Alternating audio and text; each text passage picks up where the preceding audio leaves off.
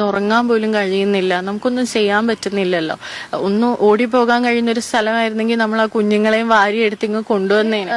ഈ പറയുന്ന കരയുന്ന കുഞ്ഞുങ്ങൾക്ക് പകരം അവിടെ നിന്ന് ചിരിച്ച മുഖങ്ങളുള്ള, അല്ലെങ്കിൽ ഒരു ദിവസം എന്തെങ്കിലും ഒരു പ്രത്യേക ആഹാരം കഴിക്കാനായിട്ട് നമ്മൾ കൊടുക്കുന്ന ഒരു ഫണ്ടിൽ നിന്ന് അവർക്ക് ഇഷ്ടമുള്ള ഒരു ആഹാരം ഇന്ന് വാങ്ങിക്കൊടുക്കാൻ പറ്റി എന്ന് ആ കുടുംബം പറയുമ്പോൾ, ആ കുഞ്ഞുങ്ങളുടെ ചിത്രങ്ങൾ അയച്ചു തരുമ്പോൾ, സത്യത്തിൽ നമ്മളൊക്കെ ജീവിച്ചിരിക്കുന്നതിന് എന്തെങ്കിലും അർത്ഥം വേണമെന്ന് പറയില്ല. അതേപോലെ ഞാൻ എന്റെ ലൈഫിന്റെ ഒരു പർപ്പസ് കണ്ടെത്തിയ പോലെയാണ് എനിക്ക് ഫീൽ ചെയ്യുന്നത്. ഇസ്രായേലിന്റെ മനുഷ്യത്വരഹിതമായ ഇടപെടലിൽ പൊറുതിമുട്ടുന്ന ഗസയിലെ പാവപ്പെട്ട മനുഷ്യർ, അവിടുത്തെ കുഞ്ഞുങ്ങൾ, പട്ടിണി കിടന്ന് മരിക്കുന്ന കുഞ്ഞുങ്ങൾ, അവരെ ചേർത്ത് പിടിക്കാൻ ഇങ്ങ് കൊച്ചു കേരളത്തിൽ നിന്ന് വലിയ സഹായം ഗസയിലേക്ക് പോവുകയാണ്.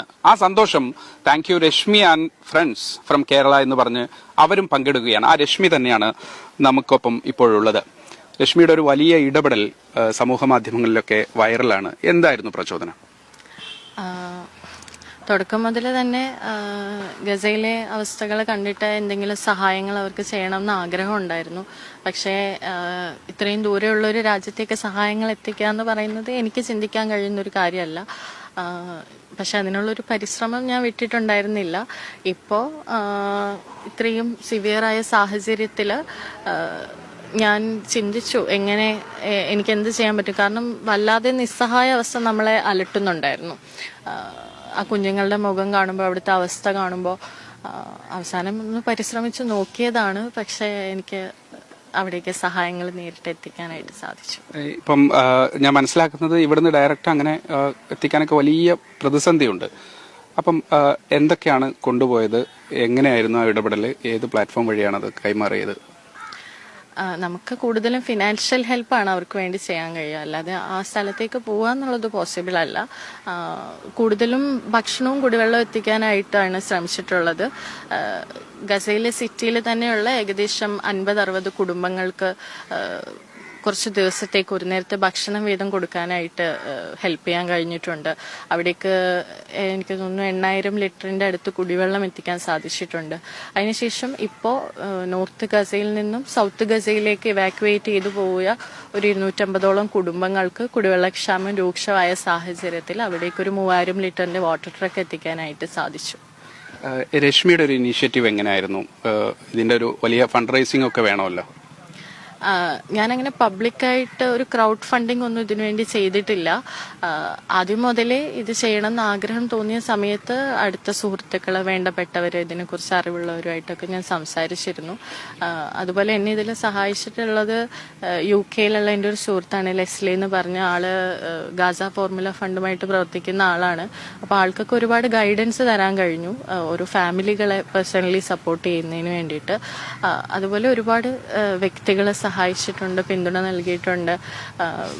പബ്ലിക്കായിട്ട് ഒരു ഫണ്ടിങ് ഒന്നും അങ്ങനെ ചെയ്തിട്ടില്ല. പക്ഷേ ഡൊണേഷൻസ് കൊടുക്കാനായിട്ട് ചിലര് മക്കളുടെ പിറന്നാളായിട്ട് അതിന് പാർട്ടിയൊക്കെ നടത്താൻ വെച്ചിരിക്കുന്ന തുക ഡൊണേഷൻ കൊടുത്ത ആളുകളുണ്ട്. അതുപോലെ ഗർഭിണിയായ ഒരു ഭാര്യ, അപ്പോൾ ആൾക്ക് ജനിക്കാൻ പോകുന്ന കുഞ്ഞിന് വേണ്ടിയിട്ട് ഡൊണേഷൻ കൊടുക്കണം എന്ന് ആഗ്രഹം പറഞ്ഞ ആളുകളുണ്ട്. അപ്പോൾ അവർക്കൊക്കെ ആ ഡൊണേഷൻ അവർക്ക് കൊടുക്കാൻ വേണ്ടിയിട്ട് ഒരു വഴി തുറന്നു കൊടുക്കുക എന്നുള്ളത് മാത്രമാണ്. ഇപ്പം ശ്രീരശ്മി ആയാലും കമ്മ്യൂണിറ്റി ആയാലും ഒക്കെ ഒരുപക്ഷെ കുറെ അധികം കാലം ഈ ഇത്തരം സാമൂഹ്യ പ്രവർത്തനങ്ങളിലും മനുഷ്യത്വപരമായ ഇടപെടലും ഒക്കെ വലിയ സജീവമായ ഒരാളാണ്. അതെ, ഞാൻ ചെറുപ്പം തൊട്ട് തന്നെ ഇത്തരം ഹ്യൂമാനിറ്റേറിയൻ ക്രൈസിസുകൾ വരുന്ന മേഖലകളിലെല്ലാം പ്രവർത്തിക്കാനായിട്ട് പരിശ്രമിച്ചിട്ടുള്ള ഒരാളാണ്. വീട്ടിൽ നിന്നും സപ്പോർട്ടുണ്ട്. 2018 ഫ്ലഡിലാണ് ആദ്യമായിട്ട് ഇങ്ങനെ ഒരു മിഷനിൽ പങ്കെടുക്കുന്നത്. അവിടെ റെസ്ക്യൂ മിഷനിലാണെങ്കിലും അതുപോലെ റിലീഫ് ക്യാമ്പുകളിലെ പ്രവർത്തനങ്ങളിലും റീഹാബിലിറ്റേഷൻ പ്രവർത്തനങ്ങളിലും ഭാഗമായിട്ടുണ്ട്. പിന്നീട് 2019 വയനാട് പുത്തൂർ ഉരുൾപൊട്ടിയ സമയത്ത് ഇവിടെ നിന്ന് കുറച്ച് ഹെൽപ്പുമായിട്ട് ഞാൻ അവിടെ വയനാട് പോയിരുന്നു. 2021 ചൂരൽമലയിലെ ഉരുൾപൊട്ടലിലും അവിടെ പോസ്റ്റ്മോർട്ടം കെയറിൽ, അതായത് ഡെഡ് ബോഡീസ് വാഷ് ചെയ്യാൻ ആളുകളില്ലാന്ന് അറിയിച്ച സമയത്ത് ഇവിടെ നിന്ന് അവിടെ പോയി 8 ദിവസം അവിടെ വർക്ക് ചെയ്തിരുന്നു. റിലീഫ് ക്യാമ്പുകളിലെ പ്രവർത്തനങ്ങളിൽ വർക്ക് ചെയ്തിരുന്നു. അങ്ങനെ എനിക്ക് എത്തിപ്പെടാൻ പറ്റുന്ന സ്ഥലങ്ങളിലൊക്കെ ഞാൻ എത്തിപ്പെടുന്നുണ്ട്. ആ എത്തിപ്പെടൽ ഇപ്പോൾ ഗസയിലെ കുഞ്ഞുങ്ങളുടെ സന്തോഷം നമ്മൾ റീലിലൊക്കെ കണ്ടതാണ്. ഇപ്പോൾ ഒരു വലിയ സന്തോഷം, മുമ്പെങ്ങും ഇല്ലാത്ത തരത്തിലുള്ള ഒരു സന്തോഷം ഒക്കെ തോന്നുന്നില്ലേ? എനിക്ക് ഓർമ്മയുള്ളതെന്ന് വെച്ചാൽ സുഹൃത്തുക്കൾക്കൊക്കെ ഞാനിങ്ങനെ മെസ്സേജ് അയക്കുമായിരുന്നു. അതായത് ഉറങ്ങാൻ പോലും കഴിയുന്നില്ല, നമുക്കൊന്നും ചെയ്യാൻ പറ്റുന്നില്ലല്ലോ. ഒന്ന് ഓടിപ്പോകാൻ കഴിയുന്ന ഒരു സ്ഥലമായിരുന്നെങ്കിൽ നമ്മൾ ആ കുഞ്ഞുങ്ങളെയും വാരിയെടുത്ത് ഇങ്ങ് കൊണ്ടുവന്നേനെ. പക്ഷെ അതിനു പോലും കഴിയാത്ത സാഹചര്യം, സമാധാനം കിട്ടുന്നില്ല, ഉറക്കം കിട്ടുന്നില്ല. പ്രധാനമായിട്ട് ഇതാണ്. ഇപ്പൊ എന്നെ പോലെയുള്ള മനുഷ്യർക്ക് ഒരുപക്ഷെ റിലേറ്റ് ചെയ്യാൻ പറ്റുമായിരിക്കും. എവിടെയും ഓടി ചെല്ലുന്ന നമുക്ക് ഇങ്ങനെയൊരു കാര്യം കണ്ണിന്റെ മുമ്പിൽ ഇങ്ങനെ കാണുമ്പോൾ ഒന്നും ചെയ്യാൻ കഴിയുന്നില്ല എന്നുള്ളൊരവസ്ഥ. പക്ഷെ ഈ പറയുന്ന കരയുന്ന കുഞ്ഞുങ്ങൾക്ക് പകരം അവിടെ നിന്ന് ചിരിച്ച മുഖങ്ങളുള്ള, അല്ലെങ്കിൽ ഒരു ദിവസം എന്തെങ്കിലും ഒരു പ്രത്യേക ആഹാരം കഴിക്കാനായിട്ട് നമ്മൾ കൊടുക്കുന്ന ഒരു ഫണ്ടിൽ നിന്ന് അവർക്ക് ഇഷ്ടമുള്ള ഒരു ആഹാരം ഇന്ന് വാങ്ങി കൊടുക്കാൻ പറ്റി എന്ന് ആ കുടുംബം പറയുമ്പോൾ, ആ കുഞ്ഞുങ്ങളുടെ ചിത്രങ്ങൾ അയച്ചു തരുമ്പോൾ, സത്യത്തിൽ നമ്മളൊക്കെ ജീവിച്ചിരിക്കുന്നതിന് എന്തെങ്കിലും അർത്ഥം വേണമെന്ന് പറയില്ല. അതേപോലെ ഞാൻ എന്റെ ലൈഫിന്റെ ഒരു പർപ്പസ് കണ്ടെത്തിയ പോലെയാണ് എനിക്ക് ഫീൽ ചെയ്തിട്ടുള്ളത്. ഇപ്പൊ ഇത് പൊതുജനങ്ങൾ അറിയുന്നു, കുറെ കൂടി വൈറലാവുന്നു. അപ്പം കുറെ കൂടി ആളുകൾക്ക് ഇത് വലിയ പ്രചോദനമാകുന്നു ശ്രീലക്ഷ്മി കരുതുന്നില്ലേ? ഞാന് വിചാരിച്ചിരുന്നത് ഇവിടെ നിന്നൊക്കെ ഒരുപാട് ആളുകൾ സഹായിക്കുന്നുണ്ടാവും എന്നായിരുന്നു. എന്നാൽ പോലും ഇന്ത്യയിൽ നിന്ന് ഗസയിലേക്ക് നേരിട്ട് സഹായങ്ങൾ കൊടുക്കാനായിട്ടുള്ള, അതായത് ഫിനാൻഷ്യൽ ഹെൽപ്പ് കൊടുക്കാനായിട്ട് പേയ്മെന്റ് ചാനൽസ് ഒക്കെ ആക്സസബിൾ അല്ല. മിക്ക പേയ്മെന്റ് ചാനലുകളും ബ്ലോക്ക്ഡ് ആണ്, പേപാൽ പോലെയുള്ള ചാനലുകളൊക്കെ. പിന്നെ ഗോഫണ്ട് പോലെയുള്ള ഡൊണേഷൻ ഫണ്ട് റേസിംഗ് പ്ലാറ്റ്ഫോമുകളാണ് ഇന്ത്യൻ മണി അക്സെപ്റ്റ് ചെയ്യുന്നത്. ബാക്കി എല്ലാ പ്ലാറ്റ്ഫോമുകളിലും $US ആയിട്ടോ യൂറോസ് ആയിട്ടോ നമ്മൾ ഡൊണേറ്റ് ചെയ്യേണ്ടി വരും. പിന്നെയുള്ളത് ക്രിപ്റ്റോ വാലറ്റ് പോലെയുള്ള സംവിധാനങ്ങളാണ്. പ്രധാനമായിട്ടും ഇവിടെ നിന്ന് ആളുകൾക്ക് എങ്ങനെ ഗസയിലേക്ക് സഹായം ചെയ്യണമെന്ന് അറിയില്ല എന്ന് ഞാൻ ഇപ്പോഴാണ് മനസ്സിലാക്കുന്നത്. ആ റീല് വൈറലായതിനു ശേഷം ഒരുപാട് സ്വീകാര്യതയുണ്ടായി, ഒരുപാട് ആളുകൾ പിന്തുണ അറിയിച്ചു, ഒരുപാട് പേർക്ക് സഹായം ചെയ്യണമെന്ന് അറിയിച്ചിട്ടുണ്ട്. എനിക്കൊരുപാട് പരിമിതികളുണ്ട്. എൻ്റെ ശേഷി എന്ന് പറയുന്നത് അതിനൊരു പരിമിതിയുണ്ട്. അപ്പോൾ അതിൻ്റെ ഉള്ളിൽ നിന്ന് തന്നെ ഞാൻ ഇപ്പോൾ നിലവിൽ ആ വാട്ടർ പ്രോജക്റ്റ്, ഞങ്ങൾ റിവർ ടു സീ എന്നാണ് ആ പ്രോജക്റ്റിന് പേരിട്ടിരിക്കുന്നത്. അതായത് അവർ നമ്മളോട്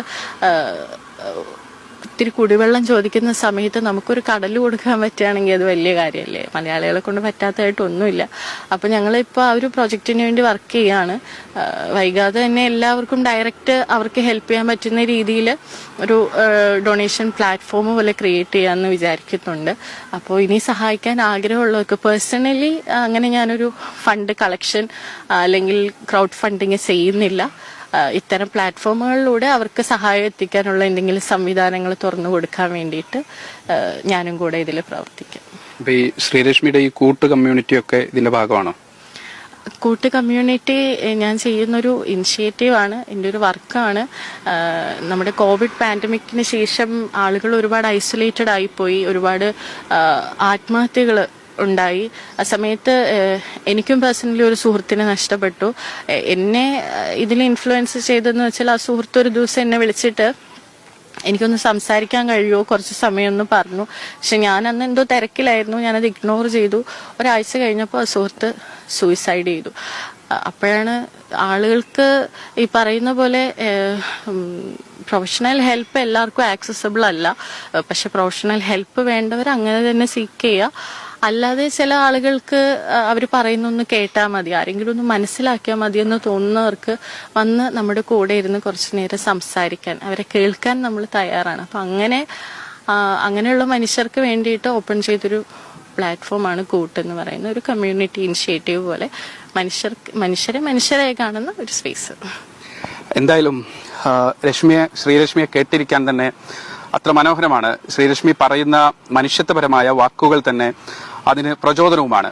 എന്തായാലും ശ്രീലക്ഷ്മിയുടെ ഇടപെടൽ ഒരുപക്ഷെ ഗസയിലെ കുഞ്ഞുങ്ങൾ അവരുടെ വാക്കുകളിൽ അവരുടെ പ്രവൃത്തികളിലൊക്കെ ആ സന്തോഷം അറിയിക്കുന്നതാണ് ഇപ്പോൾ വൈറലായിക്കൊണ്ടിരിക്കുന്ന ആ റീലൊക്കെ കാണുന്നത്. ക്യാമറ പേഴ്സൺ PL മനോജിനൊപ്പം മുഹമ്മദ് മുസ്തഫ, മീഡിയ 1 കൊച്ചി.